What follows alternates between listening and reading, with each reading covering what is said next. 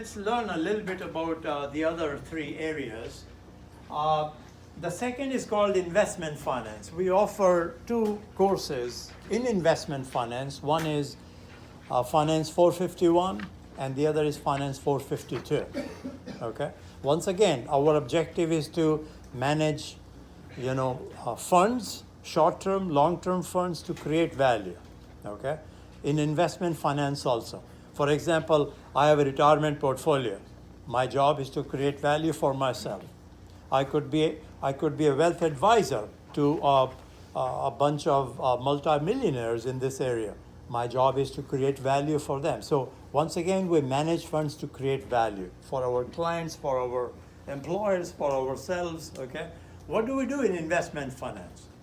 In investment finance, we make investment decisions, not iPhones, should we manufacture iPhones or not manufacture? No, we make investment decisions. Okay, where should we invest? Stocks? What stocks? Okay, is Apple a good investment right now? Is Apple a good investment right now? Okay, AT&T.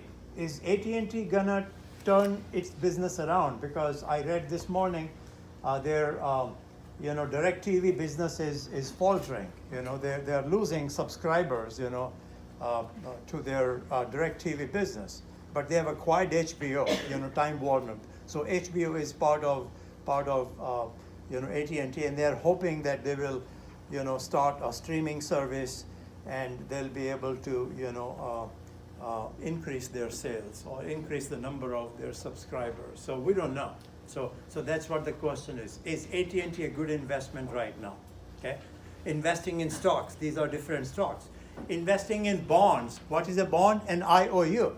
And here, these are government IOUs. So what percent should we invest in stocks? What percent should we invest in bonds, IOUs? These are federal government IOUs. A 30-year loan, a 10-year loan, a 5. And there are corporate IOUs also. You can lend money to Facebook or IBM or Twitter or Apple. Okay, you have that option. And there are many other investment instruments out there. Many options. I don't know if you have heard of options. Futures contracts. Okay, you can buy gold and silver and oil. Okay, without taking possession, you just take positions. Okay, I'll buy this much gold. Okay, without actually taking possession of gold, but you make all those bets. So different types of investment choices available. So which is what we cover in investment finance. Teach you about what your options are. Is this a right time to invest in stocks? Is this a right time to invest in oil, gold, and things of that sort? And we teach you about the relationship between risk and return. I told you there is a positive relationship. The higher the risk, the higher the rate of return should be. Asset valuation, what's the correct price of a share of Apple? Asset valuation. Somebody is selling their business, okay? How do you know how to value that business? You want to, business owners, when they sell their businesses, they hire consultants. I've done some consulting, okay? So we teach you how to value a business, how to value stocks, how to value bonds. Okay?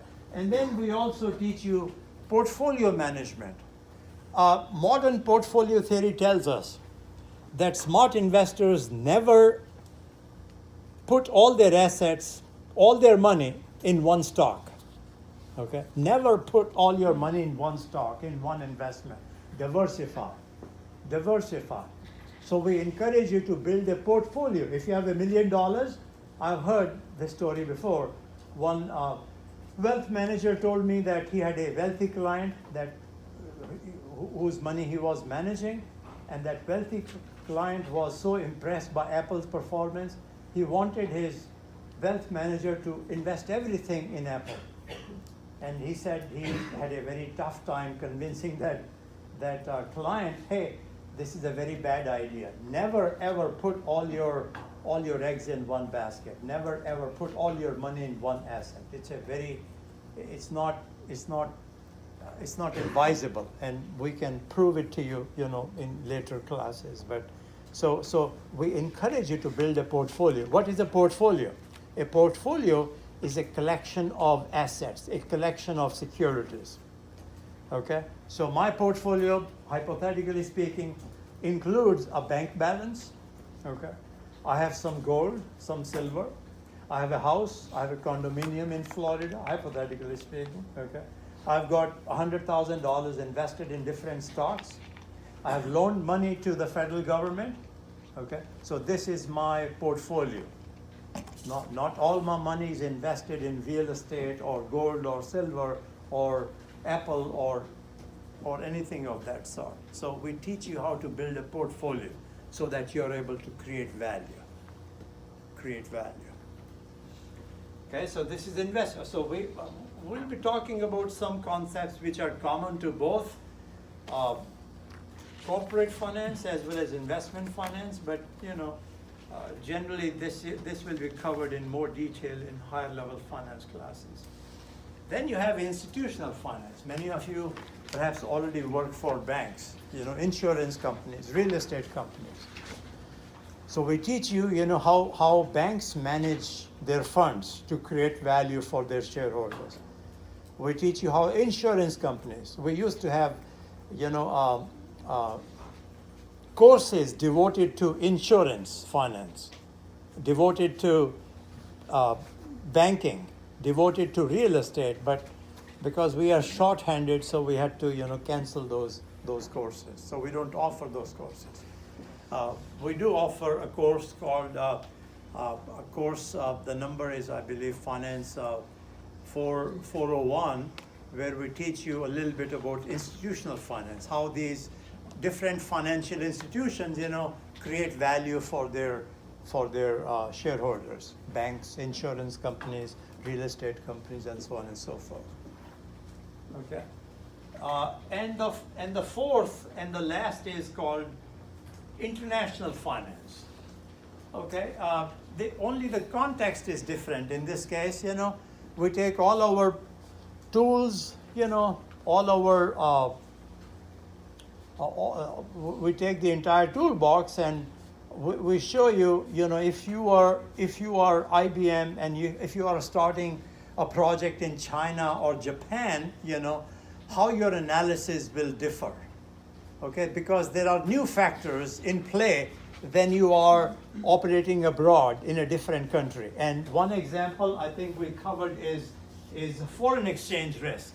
Foreign exchange risk. For example, let's read off from this. So right now, $1 equals, this is Japanese yen, $1 equals about 109 yen. 109 yen, 109. Okay? So you go to Japan, you make a sale.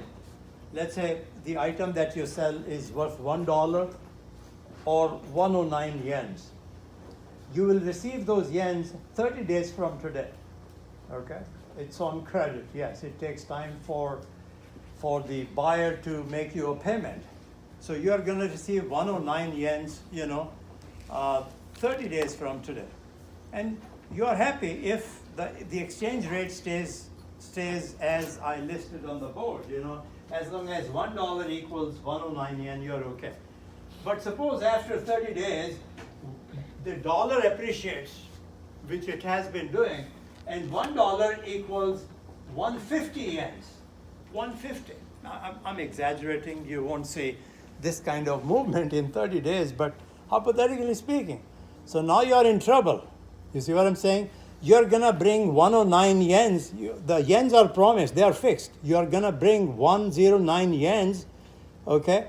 But 109 yens are not sufficient to get you $1. You see what I'm saying? You are happy to receive $1. Now you need 150 yens to get $1. So what does it mean? It means 109 yens will get you less than $1. How much less? Well, you can figure it out. So this will be, for example, if I take 100 cents here, okay, $1 has 100 cents, so equals, 150 yens here. So what will it be? 100 over 150. So you'll get approximately 67 cents. You see what I'm saying here? You'll get approximately 67. Now you'll be unhappy. So we will teach you how you can manage this risk. Or you can manage this risk, but it's not going to be cost-free. There are banks that promise you, fixed rates after 30 days. So you can get into a contract with a bank, not your small, local bank, but these are big Wall Street banks that offer you, we call them futures contracts.